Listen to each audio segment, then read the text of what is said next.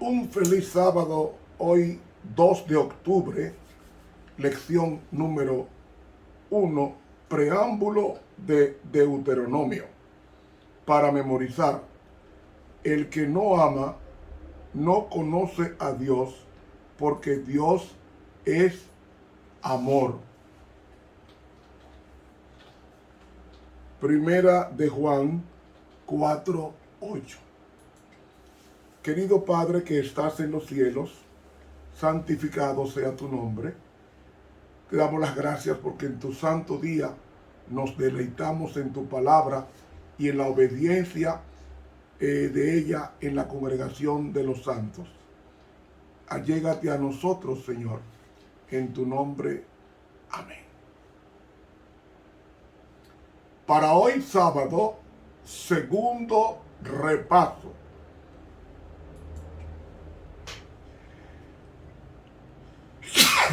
Disculpen.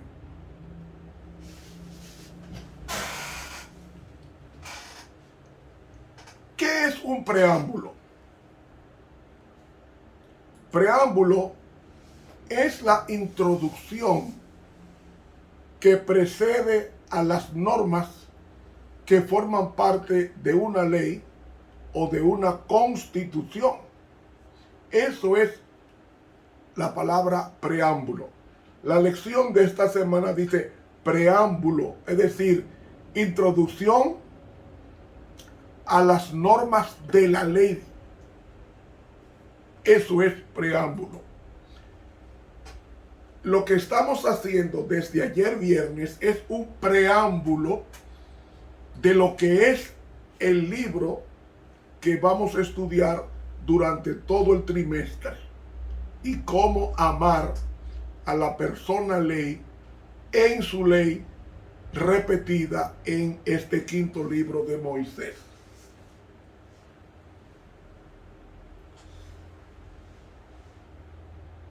El principio del gran mandamiento, como nos quedamos ayer: oye Israel, Jehová nuestro Dios, Jehová uno es. Amarás a Jehová tu Dios de todo tu corazón y de toda tu alma y con todo tu poder. Y estas palabras que yo te mando hoy estarán sobre tu corazón. No es en la pared, no es en la Biblia, es en tu corazón, en mi corazón. ¿Y qué más harás con ella? Las repetirás a tus hijos, que es la persona más próxima a ti. Y hablarás de ellas estando en tu casa, no en la iglesia, no, en tu casa. La ley comienza en casa a obedecerla. Y andando por el camino, y al acostarte y al levantarte, y has de atarlas por señal en tu mano, en el trabajo, y estarás por frontales entre tus ojos. Es decir, ver la ley de Dios y no lo que tiene que ver, lo que alimenta la carne, sino el espíritu. Esto implica tener la ley de Dios entre los ojos, es su sello en nuestras mentes de que somos propiedad del Señor. Así que el código de leyes que se registra en Deuteronomio aplica los principios del decálogo, que es amor a Dios y amor por los semejantes, a las circunstancias bajo las cuales Israel habría de vivir en la tierra prometida que iba a entrar en breve.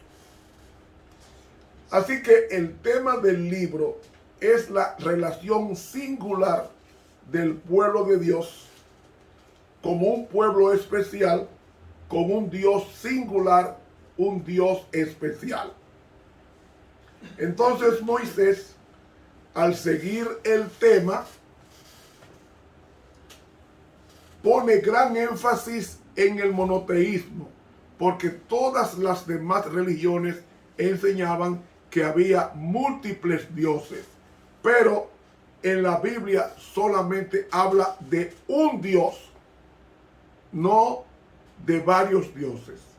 Y usted va a decir, pero entonces, si Dios Padre y Dios Hijo y Dios Espíritu Santo no son tres dioses, no son tres dioses, porque Dios es indivisible. Dios, ya lo he explicado, en otras ocasiones, es una familia. Es un ser compuesto. Dios Padre, Dios Hijo, Dios Espíritu Santo. Cada uno tiene su singularidad, pero su mente es unicidad. El hombre y la mujer son dos personas distintas, pero son una en propósito. Debe ser una en propósito, en moral, en compenetración, en unicidad. Cada cual mantiene su individualidad, el hombre y la mujer, pero así mismo pasa con Dios. Dios Padre mantiene su individualidad como Dios. Dios Hijo también y Dios Espíritu Santo también. Pero no hay tres dioses, sino tres divinas personas, pero un Dios verdadero. Tan cierto es que los tres tienen el mismo nombre, Jehová o Yahvé del hebreo. Son redentores los tres, son creadores los tres, tienen vida los tres. O sea, en esencia es Dios. Ahora bien,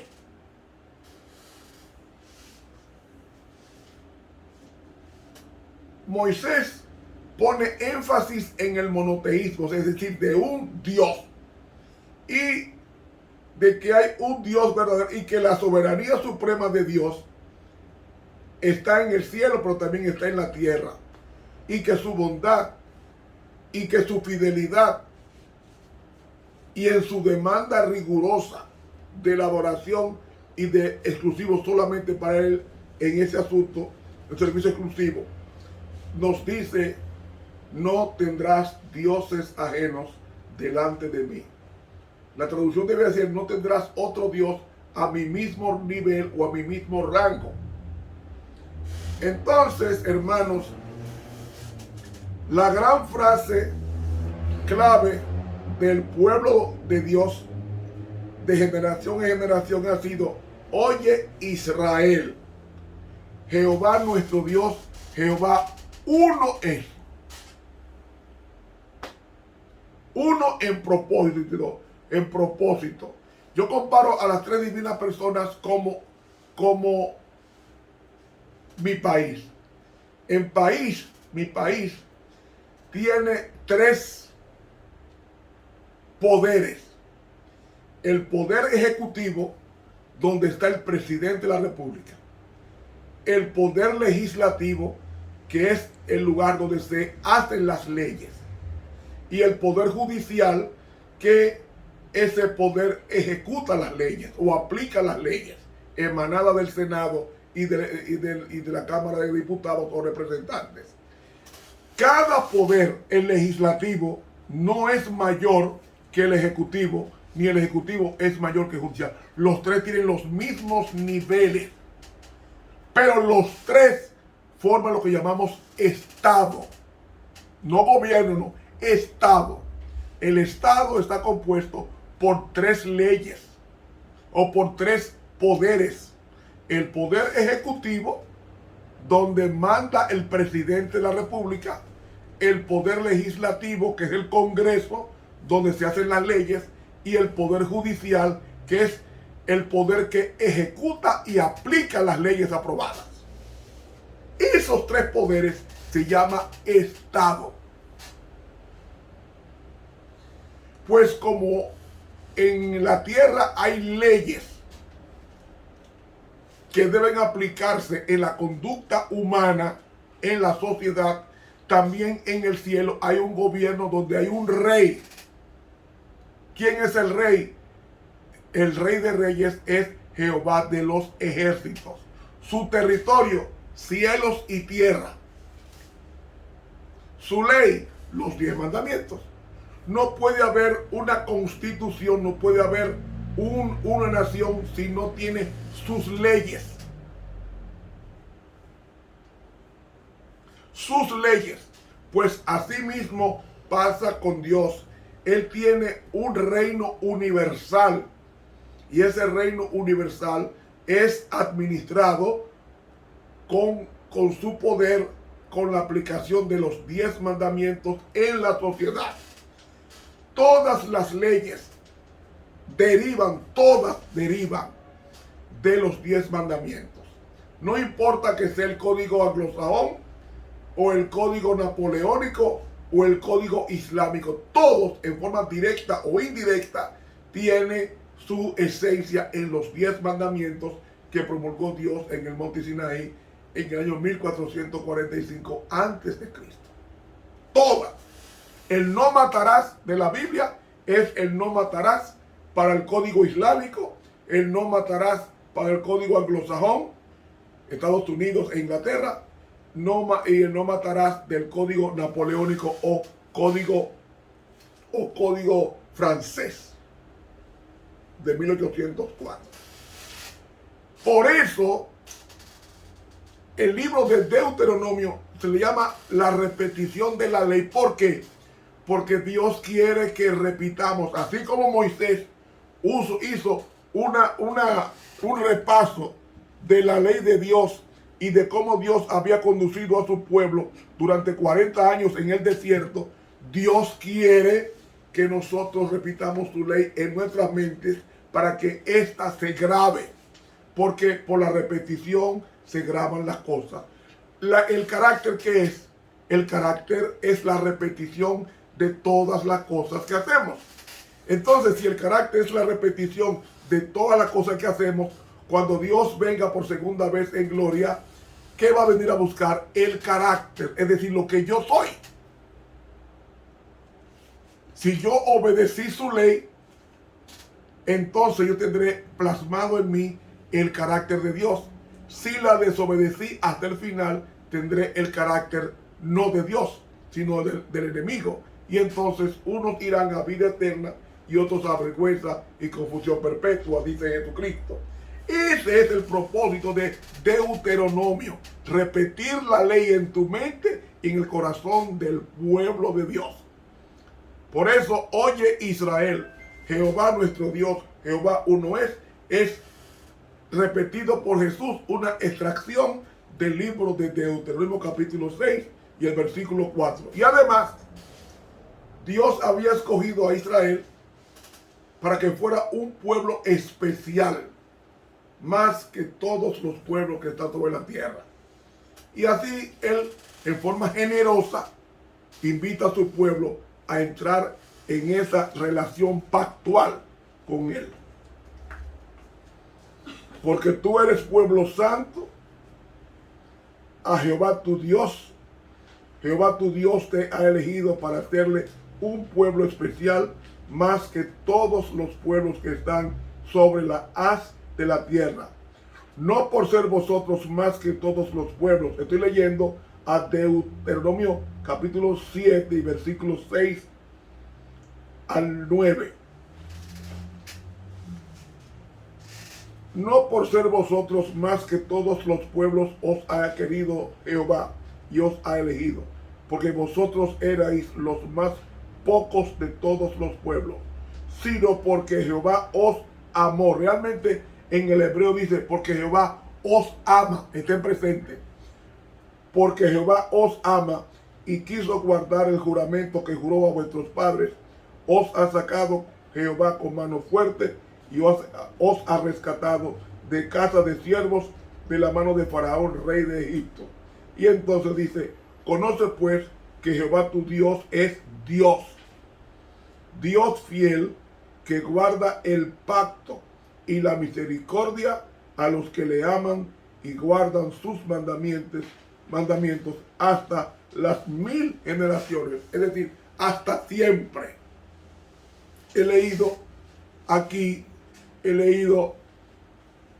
la invitación de Dios invitando a su pueblo a relacionarse con Él en esa actitud pactual como herederos de las promesas hechas anteriormente en los capítulos pretéritos.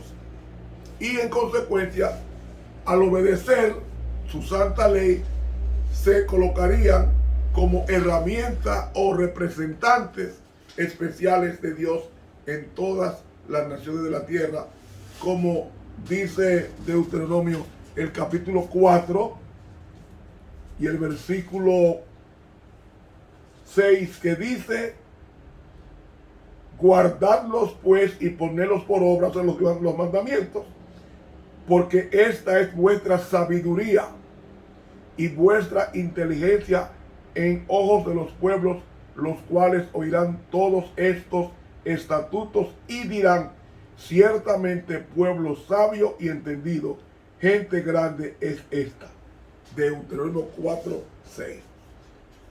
Obedecer a Dios es sabiduría, desobedecerle es necedad. Y Deuteronomio te presenta eso. La ventaja de la ley. Y esa ventaja de la ley es para que nosotros vivamos mucho. Como dijo Jesús en Juan: yo he venido para que tengan vida y para que la tengan en abundancia. Toda persona que guarda los 10 mandamientos con la ayuda del Señor vive más años que el ciudadano o la persona común. El promedio de vida de una persona que guarda fielmente los 10 mandamientos tiene que ser por encima de 90 años. Por encima de 90 años. Si guarda fielmente los mandamientos de Dios con la ayuda del Espíritu Santo. Espíritu Santo. Ahora, en el libro de Deuteronomio hay bendiciones sin precedentes que serían concedidas sobre el pueblo de Dios si obedecía. ¿Con qué propósito? Con el propósito de demostrar al mundo entero la superioridad de Dios sobre los demás dioses, que eran dioses falsos. Y las maldiciones vendrían si el pueblo de Dios desobedecía. Déjeme explicarle esto. No es que Dios maldice al que actúa mal. Es que el mal produce la maldición y no Dios. ¿Me va siguiendo? Voy a darle una explicación mucho mejor. Mientras yo esté con mi guardián, con mi vigilante y con mi watchman, difícilmente alguien va a atacarme porque hay un vigilante armado para protegerme. A la hora que yo despacho a ese vigilante para que no me cuide, ¿qué va a pasar con mi persona? Me voy a tornar una persona vulnerable. Y al tornarme vulnerable soy blanco fácil del enemigo. Pues eso es lo que pasa con el bien. El bien, cuando yo lo ejecuto, me protege de las cosas malas. Y no solamente eso. El bien no solamente me protege, sino que me da larga vida. Porque esto es como la rueda. El bien, por ejemplo, yo no puedo maldecir a una persona, porque cuando yo maldigo a una persona, la maldición rebota sobre mí. Si yo hago el bien a los demás, el bien automáticamente viene hacia mí. Supongamos que yo le haga un bien a una persona y esa persona me paga con un mal. ¿Qué hará Dios? Ese bien que esa persona me debe y no me lo pagó, me lo pagará Dios con otra persona. Por eso hay que ayudar a los demás. Porque ayudando a los demás, dice la Biblia que el que le da al pobre le está prestando a Dios y Dios sí paga. Él no coge prestado, Él paga. Entonces, fuimos hechos para hacer el bien. Nunca hagamos el mal a los demás, porque el mal es como la rueda que termina donde comienza. Es como el boomerang. Tú lanzas ese artefacto al aire y él da mucha vuelta en el aire, pero vuelve hacia ti que lo lanzaste. Así mismo es el pecado. Entonces, las maldiciones alcanzan al que hace el mal, no porque Dios lo maldice, sino porque la maldición automáticamente termina en la persona que maldijo. ¿Me va siguiendo la idea? Así que desde que fue escrito el libro de Deuteronomio, el pueblo de Dios lo ha considerado como la revelación de la voluntad de Dios para su pueblo como nación, y por eso el libro de Deuteronomio tenía un lugar especial al lado del arca, no dentro, porque dentro del arca estaban los 10 mandamientos, al lado del arca. Ahora bien, Moisés dio 3 discursos en Deuteronomio. El primer discurso comienza en el capítulo 1, desde el versículo 6 hasta Deuteronomio 4, 49. ¿De qué trata ese primer discurso? De un repaso de los acontecimientos desde la salida de Israel del monte Horeb 38 años antes, y de instrucciones de naturaleza general previendo la entrada en Canaán. Nos habla de las conquistas al rey de Basán, al rey amorreo, y nos habla de otros datos que estoy resumiendo, donde se exhorta al pueblo a ser fiel. El segundo sermón de Moisés está en el capítulo 5 de Deuteronomio, del versículo 1 hasta el capítulo 26 y el versículo 19. ¿Qué habla Jesús? ¿Qué habla Moisés en este sermón? Relata las circunstancias maravillosas en las cuales Dios entregó los 10 mandamientos, y la repite con ligeras variantes, y habla de los detalles de la conquista, cómo será, cómo fue la apostasía en el Sinaí 38 años atrás, repasa los conceptos religiosos del pueblo de Dios, y cómo la gente debe evitar estar en contacto con las naciones paganas para no reincidir en el pecado del becerro de oro en el desierto. Y Moisés vuelve al pacto entre Dios y su pueblo, y a la lealtad al pacto por parte del pueblo de Dios. El tercer sermón de Moisés, que está en el libro de Deuteronomio, comienza con el capítulo 27 y termina con el capítulo 30. ¿Qué dice este último sermón? De que la relación del pacto, es decir, el matrimonio que Dios contrajo con su pueblo, o el pueblo con Dios, ese matrimonio es un pacto de inviolabilidad. Por eso se hacen provisiones para la lectura de la ley. Cuando un rey subía, el libro de la ley era Deuteronomio, que tenía que leerlo, repetirlo, para que se grabara. Entonces, en una solemne ceremonia, el pueblo de Dios renueva sus votos de fidelidad al Señor, y entonces se van bosquejando los detalles de las bendiciones y las maldiciones que aparecen en el capítulo 28 de Deuteronomio. Además, Moisés subraya, enfatiza el beneficio de la obediencia, y entonces cierra su discurso con un tributo a la bondad de Dios y una apelación a permanecer fieles a Dios en los capítulos 29 y 30. Entonces, los capítulos 31 hasta el 34, que son los últimos del libro, Moisés hace arreglos para la conservación de la ley y encarga a los dirigentes la responsabilidad de enseñar sus preceptos al pueblo. Lo que debe hacer un pastor o un anciano: enseñar o instruir al pueblo a la obediencia a la santa ley de Dios. Y entonces Moisés designa a Josué como su sucesor. Vemos que Moisés en estos últimos capítulos alaba a Dios por su misericordia, por su bondad, por su conducta, y dispone las cosas para su propia muerte, como nos dice Deuteronomio, el capítulo 34, que dice que Moisés subió de los campos de Moab al monte Nebo,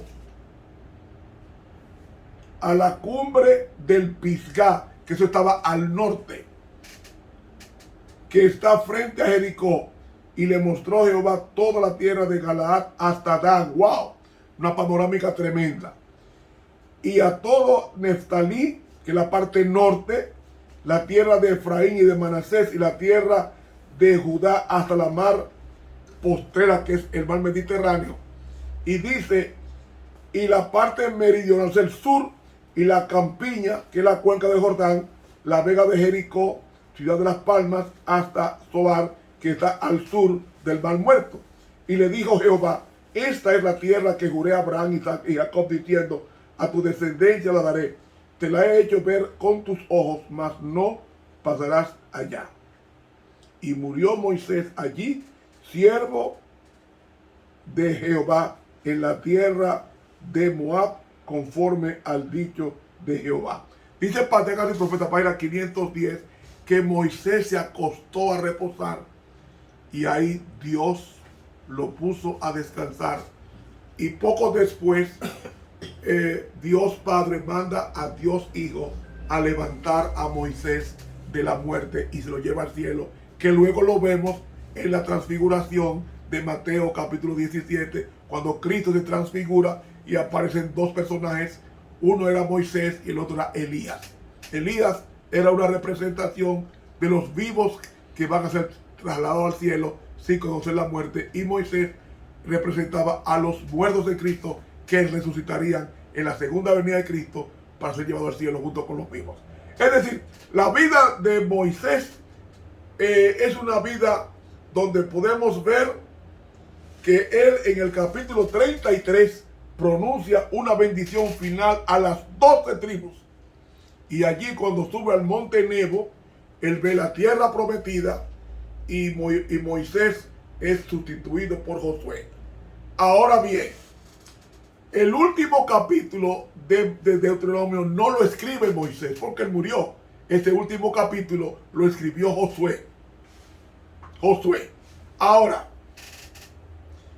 cuando Moisés muere, dice la pluma inspirada que si Moisés no hubiese golpeado la peña, si no lo hubiese hablado, Moisés hubiese entrado a la tierra prometida vivo, y después de vivir más años en la tierra prometida, Dios se lo iba a llevar vivo al cielo. Pero él malogró ese plan y entonces Moisés fue resucitado por Miguel, según Judas 9, poco después de haber muerto. Pero Dios le presentó a Moisés todo el futuro hasta la segunda venida de Cristo, y también la tierra prometida de cielos nuevos y tierra nueva. Él vio todo eso en visión. Y entonces le dijo a Dios, bueno, ya basta, ya es suficiente, voy a dormir. Y entonces en paz me acostaré y así mismo dormiré, porque solo tú, Jehová, me has de estar confiado. Y así pasó, porque poco después de dormir viene Cristo, levanta a Moisés y se lo lleva al cielo. Hermanos, esto es lo que vamos a estudiar durante todo el trimestre. Que Dios nos bendiga y nos ayude a llenarnos del amor de Dios hacia Él y hacia los demás. Te habló el profesor Ramón Romero.